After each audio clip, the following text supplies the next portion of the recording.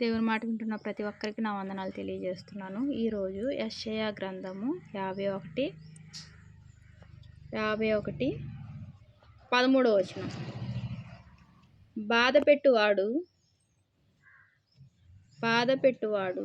నాశనము చేయుటకు సిద్ధపడినప్పుడు వాని క్రోధమును బట్టి నిత్యము భయపడుచు ఆకాశములను వ్యాపింపజేసి భూమి పునాదులను వేసిన యెహోవాను, నీ సృష్టికర్త అయిన యెహోవాను మరచుదువా? దేవుడు ఏమంటున్నాడంటే, ఆకాశాన్ని సృష్టించింది దేవుడు, భూమిని వ్యాపింపజేసింది కూడా ఆయనే. ఆ దేవుని మర్చిపోయి కేవలము బాధ పెట్టే మన శత్రువుల వైపు చూచి వారు బాధ పెట్టే విధానాన్ని బట్టి నువ్వు భయపడుతున్నావా? ప్రియ సహోదరి సహోదరుడా, ఈరోజు దేవుడు స్పష్టంగా మాట్లాడుతున్నాడు. బాధ పెట్టువాడు నాశనం చేయటకు సిద్ధపడినప్పుడు, బాధ పెట్టేవాడు ఏం చేస్తాడంటే, బాధపడటం చూసి వాడు బాధ పెడుతున్నాడు కాబట్టి మనం బాధపడుతున్నాం. ఆ బాధపడడం చూసి వాడు ఏం చేయాలనుకుంటున్నాడంట, పూర్తిగా నాశనం చేయాలని వాడు సిద్ధపడుతున్నాడు. ఈ బాధపడుతున్నారు, నేను బాగా బాధ పెడుతున్నాను, ఇక నాశనం కూడా చేయాలి అని వాడు ఎంతో క్రోధంతో వాడు భయంకరమైన కోపి అయి ఉన్నాడు. ఎవరు వాడు?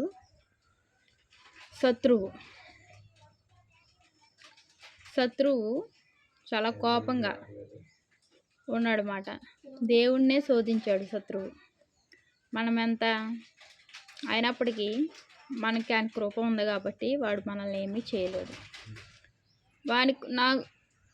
వాని క్రోధంను బట్టి నిత్యం భయపడుచు ఆకాశంలో చేసి భూమి పునాదులు వేసిన యెహోవాను, నీ సృష్టికర్తని యెహోవాను మరచుదువా అంటున్నాడు దేవుడు. మనము వాడికి ఏమాత్రం భయపడాల్సిన అవసరం లేదు. మనం వెంటనే ఏం చేయాలంటే, బాధపడుతున్న సమయంలో దేవునికి దూరం అవ్వకుండా ఇంకా ఆయనలో మనం ఉండాలి.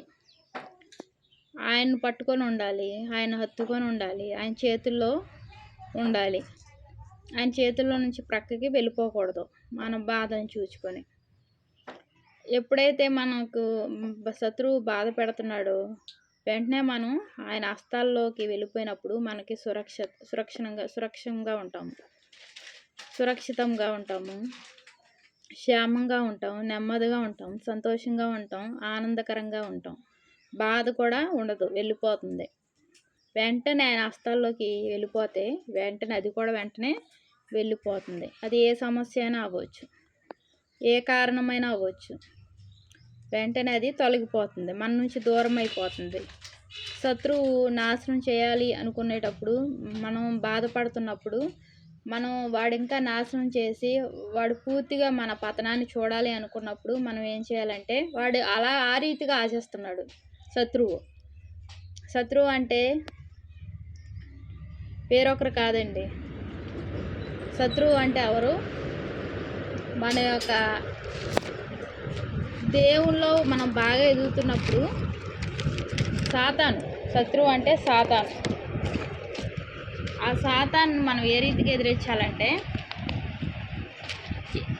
చిన్న పని చేయాలి, ఏదో పెద్ద పని చేయ అవసరం లేదు. వెంటనే మనం దేవుని పాదాలు ఎదుటి సాగిలు పడి ఆయన హస్తాల్లో మనం బందీలుగా ఉంటే ఆ శత్రువు ఏమి చేయలేదు. బాధ అనే శత్రువు, సమస్యలు అనే శత్రువులు మనం చుట్టుముట్టినప్పుడు, ఆ యొక్క కృంగిపోయిన సమయాల్లో మన సమస్యలు, మన పరిస్థితులను మనం చూచుకొని కృంగిపోయినప్పుడు దేవుని యొక్క హస్తాల్లో మనం ఉన్నప్పుడు ఆ శత్రువు పూర్తిగా దూరం అయిపోతుంది, మన నుంచి తొలగిపోతుంది. తూర్పుకి పడమటికి ఎంత దూరమో అంత దూరానికి అది వెళ్ళిపోతుంది. ఇక అయ్యో నేను బాధ పెడదామని చూచానే, ఏంటి వీళ్ళు ఇలా ఉన్నారు, ఈ బాధను చూసి పూర్తిగా నాశనం అయిపోవాలనుకున్నాను, ఎలా జరిగింది అని శత్రువు చాలా బాధపడుతుంది. దాన్ని బాధ పెట్టేలాగా మనం ప్రవర్తించాలి, కానీ మనం బాధపడకూడదు ఏ విషయాల్లో.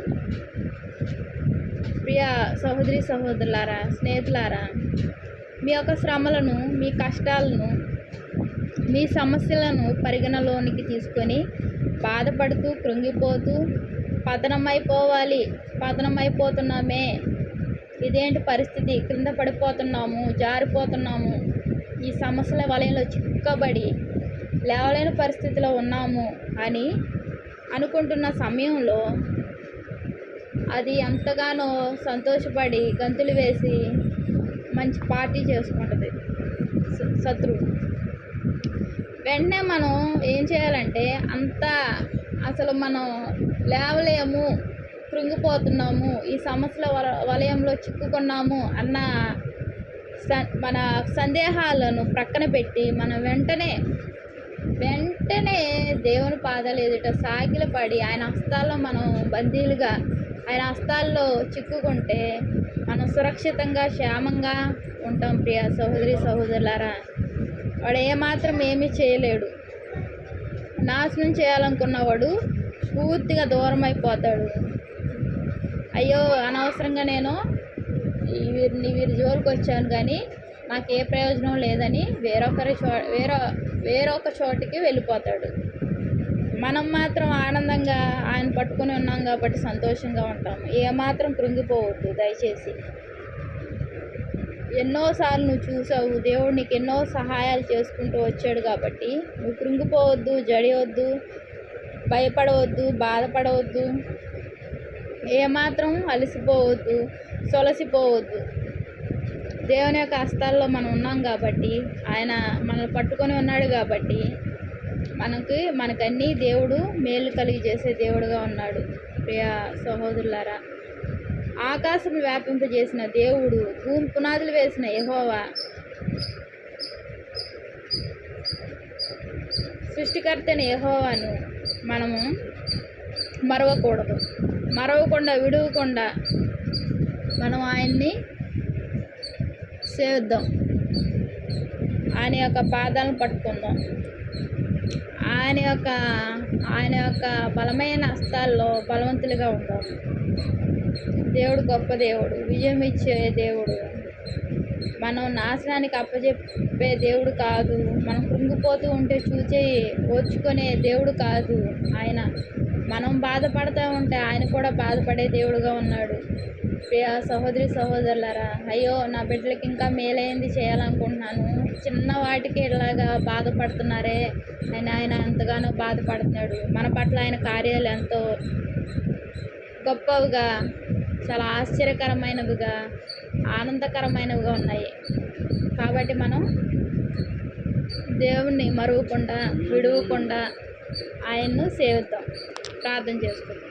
మహాప్రేమ గల తండ్రి, కృపగల నాయన, నీకు ఎన్నో వందనాలు స్తోత్రాలు చెల్లించుకుంటున్నాను ప్రభా.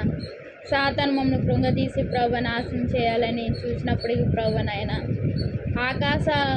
ఆకాశమును సృజించిన దేవుడివి, భూమిని వ్యాపింపజేసిన దేవుడు అయ్యా తండ్రి.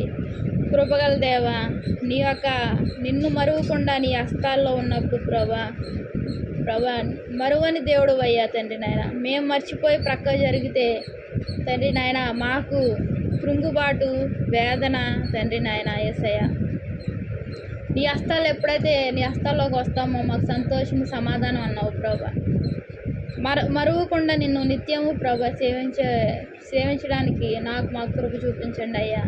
దేవుని మాట వింటున్న ప్రతి ఒక్కరిని ఆశ్రయించండి, దీవించండి. కృపగల దేవుని కృపను కోరుకుంటే వేసినాం, పెట్టుకుంటున్నాను తండ్రి. ఆమేన్.